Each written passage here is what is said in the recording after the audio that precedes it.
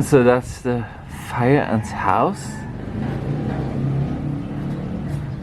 I just get the gloves. So they tie together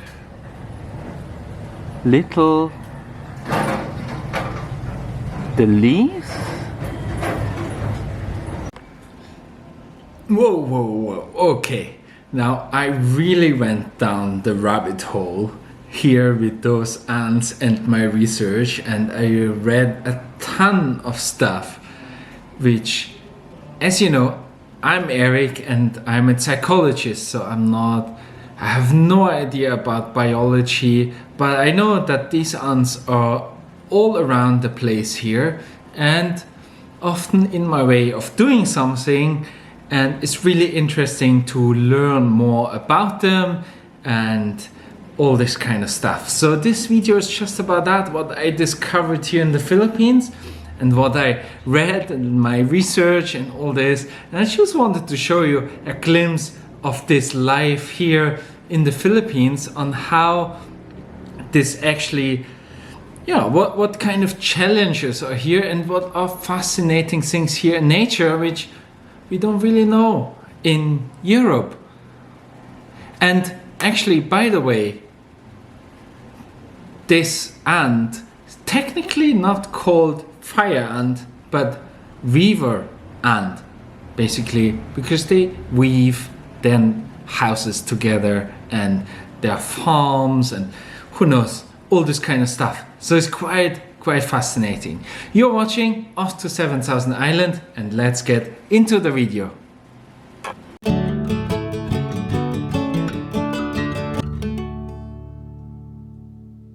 So these ants, they're actually not called fire ants, although they burn a lot, they really hurt you.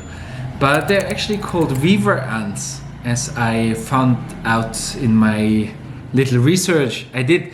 And they're quite fascinating, and they can grow their colony up to 500,000 ants, which I really can imagine, as our neighboring property is empty and there's a big mango tree and some other trees on it, and they basically live in the trees, so they don't live on the ground as much as in the leaves. But I have noticed that some of those spots here, they live in the ground, so I'm not sure how this works, or maybe that's different colonies again, but they're all red. And so it's very understandable that they're called fire ants, but they actually are not fire ants, but weaver ants who weaving their nests. They do that together and they bring different nets together. They can also different leaves together, and then they expand. And they can also cut bigger leaves and put them together, which is quite fascinating. And they have little exploration troops, which is quite cool. So they go out, and there's like 20 ants, and they come to our garden in the front, and then they explore. And then when they came, after a while, you can spot more of the real ants establishing a road towards that. And they really like the calamansi tree, which is a small citrus tree. And they also like, well, I don't actually know what that other tree is, which is here in the recording, but it has big leaves, so they're easy to tie. They're fairly strong, but they still can put them together in their nests. And it's very fascinating. But if you come too close to their nests, which they have, then they get really aggressive.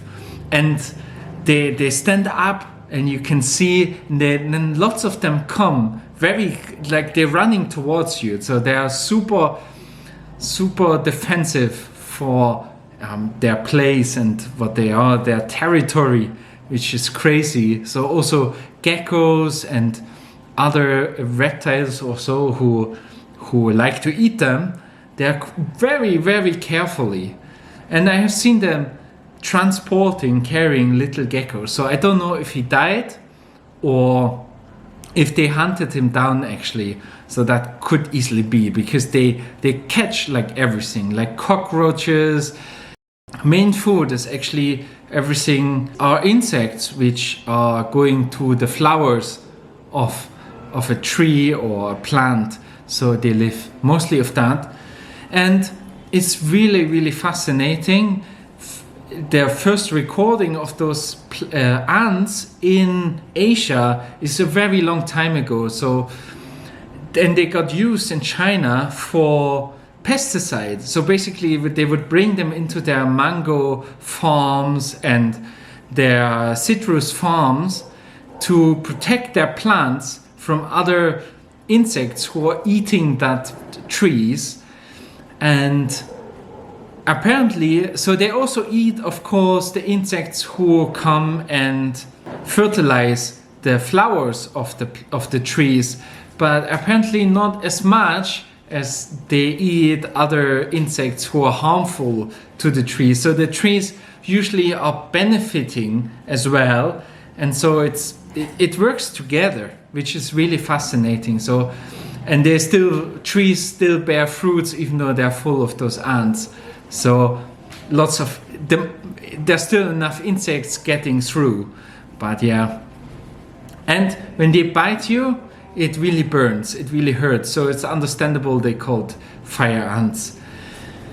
And also when it's rained a lot, then there's coming lots of those male drones, those male ants who can fly, and then they fly all around it. And in our cafe in the night when that's happening, it's crazy. There's like thousands of those, and they of course die very quickly, and then they cover the whole floor, and you just need to close all the windows so you can't do anything.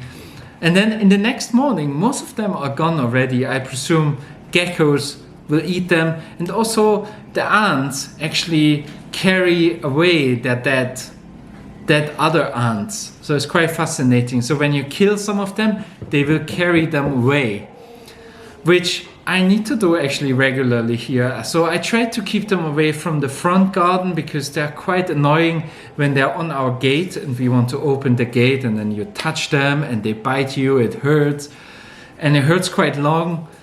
But sort of in the back there are, and also on the water tower, when I just recently fixed the water tower, and there were loads of them. So I cut all the tree stems and everything where those ants are on it, which touching the water tower, and try to just keep them away from there, which is just better.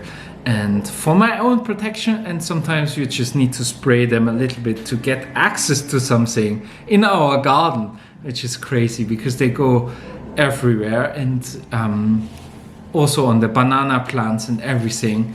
And well, they don't really damage your house, which other ants do. They eat the wood in your house and stuff, but they are very aggressive and sometimes very annoying. But that's it really. It's super fascinating to read about them and to figure out which one it is. I can't really tell what's the difference between all of them. So if you know, if you're an expert or you just know, well, write down in the comments which exact ant I'm actually showing here in the video. I can't really tell, but of course they have a very significant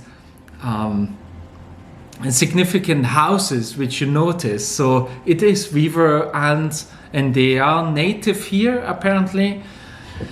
But they also have houses or nests, so under the foliage on the ground as well. So I don't know, maybe it's some special kind which lives here in the Philippines, or it's invasive. I learned that lots of ants are invasive around the world, which are actually not native, but because they travel around like rats and so on ships, very they get everywhere. And so yeah, but they're red and they hurt. So fire ants, I think, is still a good name, no matter what they build their houses. And also what's really fascinating, I learned actually that 25%, so a quarter of all biomass in the tropics are ants. So if you go here in the rainforest and you take every animals and put them in one spot, a quarter of those animals will be ants, which is crazy. But anyway, that's it for this video. Just something little out of our lives here, what we encounter in the Philippines, which is, yeah, there's more annoying insects, definitely, like termites, but there's also more disgusting insects like spiders. But in generally, that's a quite interesting thing. Ants are very fascinating, even though I don't like insects at all. But yeah, and we encounter those ants here a lot. Of course, lots of other ants as well, but those ones are fascinating, I think. And so please give it a thumbs up, this video.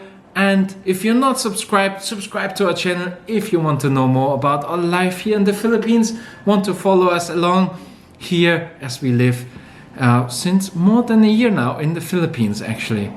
And we see you in the next one. Huh? Bye-bye, what do you think? Oh, interesting stuff.